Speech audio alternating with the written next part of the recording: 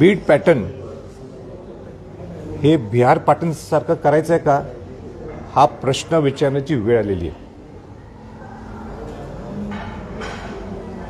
19 दिवस झालेले आहेत आणि अजूनही राहिलेले आरोपी त्यांना अटक झालेली नाही आहे.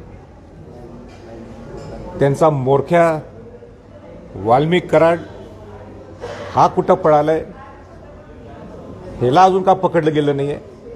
नुसता मोका लावतो म्हटलं विधान भवनाच्या पटलावर, असं चालणार नाही. आणि ह्या मोरक्याला, वाल्मिक कराड या मोरक्याला संरक्षण देणारे इथले मंत्री, ह्यांची अजून मंत्रिमंडळातून हक्कलपट्टी का झाली नाही, त्यांनी राजीनामा का दिला नाही, हा आमचा प्रश्न आहे. माझा म्हणण्याचे मी महाराष्ट्रात पहिला होतो की मंत्रिपद शपथ घ्यायच्या अगोदर मी त्यांना सांगितलं होतं की ह्या केसला जर न्याय द्यायचा असेल तोपर्यंत तुम्ही ज्या वाल्मिक कराडचे जे आश्रयदाते आहेत हे ना तुम्ही मंत्रिपद करू नका. तरी तुम्ही केलं ठीक आहे. म्हणून माझी विनंती राहील मुख्यमंत्र्यांना, तुमचे जे काही कौशल्य असेल तुम्ही ही वेळ दाखवण्याची आहे, तुम्ही दाखवून द्या की तो खरा आरोपी जो आहे त्याला, वाल्मिक कराडाला अटक करा. आणि अजितदादांना सुद्धा मला सांगायचं आहे की तुमच्या पक्षातला हे मंत्री आहेत. अजितदादा नेहमी परखडपणाने आपलं नियोजन, आपले काम करण्याची पद्धत दाखवत असतात. आज तुम्ही सुद्धा कसं का हे संरक्षण द्यायला लागलेलं आहे अशा लोकांना? तुम्हाला पटते का जे काय चाललंय महाराष्ट्रात? उद्या आणि कोणाच्यावर परिस्थिती येईल. आज संतोष देशमुख एक वारला,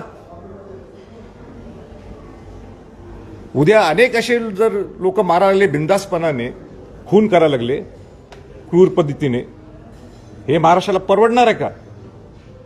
आणि म्हणून संतोष देशमुखांना, एक प्रामाणिक कार्यकर्ता, याला न्याय देण्यासाठी सर्व पक्षातले लोक, सर्व धर्मातले लोक, सर्व जातीतले लोक आज बीडला या मोर्चासाठी सहभागी आहेत. इथं कुठं जाती वळण देण्यासाठी अनेक लोक प्रयत्न करत असतात. त्या जाती वळण देण्याचा काय विषय काही नाही आहे. इथं एक बौद्ध समाजाच्या माणसाला वाचवण्यासाठी हा संतोष देशमुख हा गेला होता. इटुकत जाती वळण काय आलंय. आणि म्हणून आम्ही सुद्धा वाट पाहत आहोत सरकार काय नेमकं आणि कठोर भूमिका काय घेत आहे.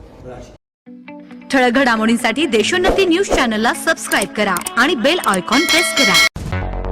मुंबई, पुणे, नागपूर, मराठवाडा असो का विदर्भ, राजकीय, सामाजिक, शैक्षणिक क्षेत्र असो का क्रीडा, सर्वच घडामोडीचे विश्लेषण पाहायला विसरू नका. फक्त देशोन्नती न्यूजवर.